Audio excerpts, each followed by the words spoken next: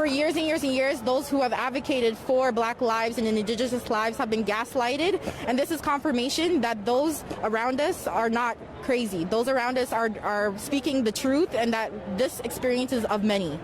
Thank you.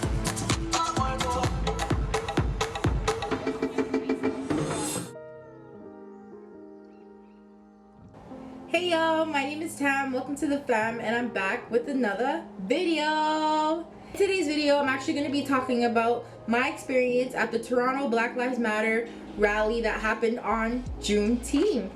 It was such a good rally, so powerful, so energetic, and you could feel the energy pouring through the air of the entire protest. It was super hot. I got some stories and I thought I would share them with you guys in this video. So actually I was asked to be a part of 3 television TV broadcasts. Amidst COVID and the caution that is necessary, it is important for us to come out and advocate and stand in solidarity with our brothers and sisters in the South, as well as advocate for Indigenous, Black women, trans women, and every other person that's been oppressed in the system.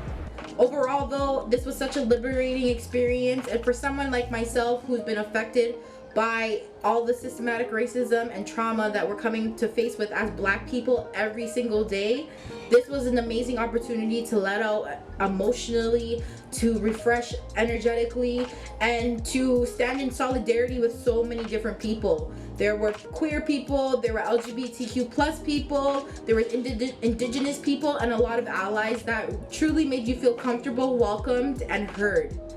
I was grateful. I am grateful. I'm so grateful to those who support the movement, to those who are there to make a difference, and to those who are directly impacting change by going out and protesting. Now, this was my first ever protest, and I hadn't gone to any of the earlier ones for the simple fact that COVID-19 is still an active situation. We are still in a pandemic, and honestly, I was a little bit concerned about the health risks, the safety risks.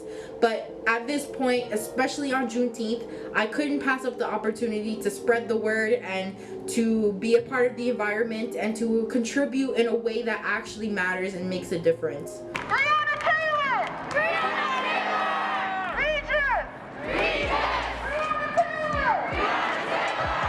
So, with that being said, it was an amazing opportunity, and if you've been on the pendulum, or you've been kind of conflicted about whether or not you wanted to go to a protest, I highly and strongly recommend that you do at least once in your lifetime, so that you can experience it and truly know what you're standing for. Truly must stand for something or fall for anything. So in this way, attending that protest, 10 out of 10 would recommend.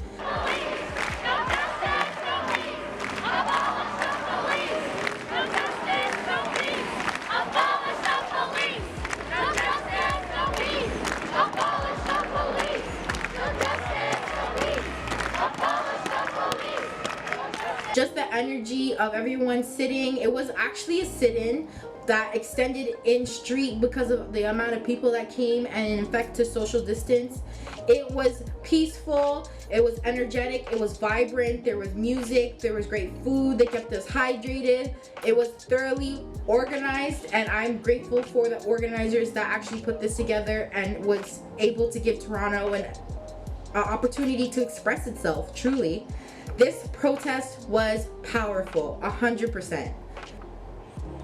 I actually found myself get emotional at some point in the rally, and it was a mixture of emotions. It was, people were chanting, "I can't breathe," and for a very, very long time, that's how Black people and Indigenous people have been feeling.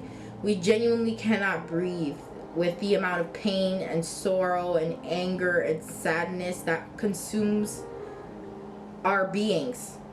So when that came to be, and just everyone chanting and being loud and screaming and letting out all that negative energy, there were some people beating a drum, a traditional drum, and burning sage, and just having a ceremony that was very reflective of the times and how people are feeling. And you could almost feel the desperation and the power and the frustration and the energy. It was just very, very powerful in seeing how much everyone was passionate about this cause.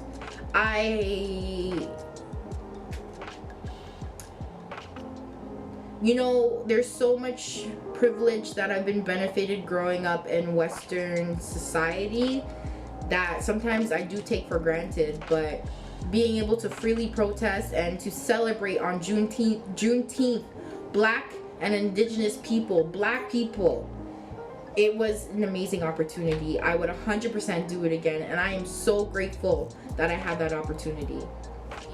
All different races, all different backgrounds coming to listen to each other, speak amongst each other, and to share their stories, experiences, and frustrations.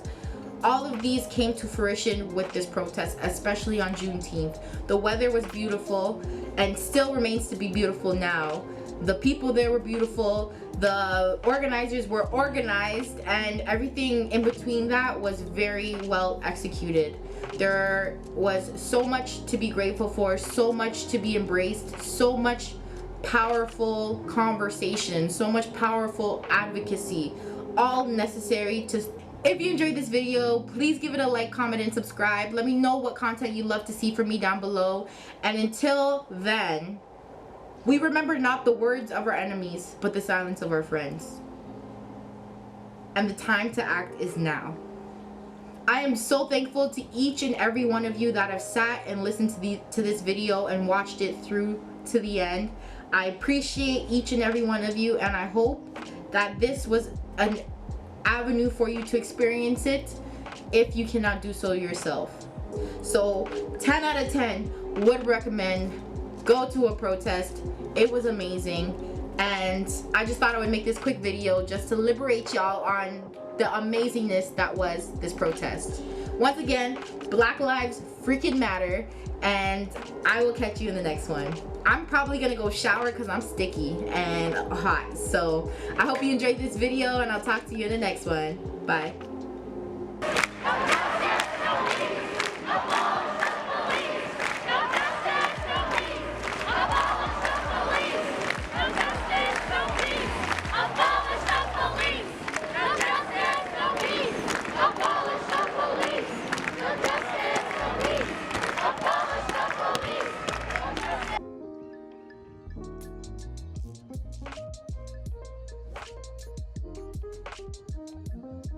It's COVID and the caution that is necessary. It is important for us to come out and advocate and stand in solidarity with our brothers and sisters in the South, as well as advocate for Indigenous, Black women, trans women, and every other person that's been oppressed in the system. And we know this whole idea of defunding the police. I mean, we were talking Indigenous communities, Black communities, they've been talking about this for years, for decades. For many people, though, it's only in the past few weeks that they kind of got this idea, like, oh, okay, this is an interesting concept, and it has been gaining momentum. Are you hopeful that, are you seeing that traction? What's your reaction? Are you hopeful that this might be something that can happen?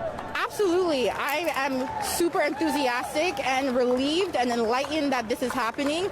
For years and years and years, those who have advocated for Black lives and Indigenous lives have been gaslighted, and this is confirmation that those around us are not crazy. Those around us are speaking the truth, and that this experience is of many.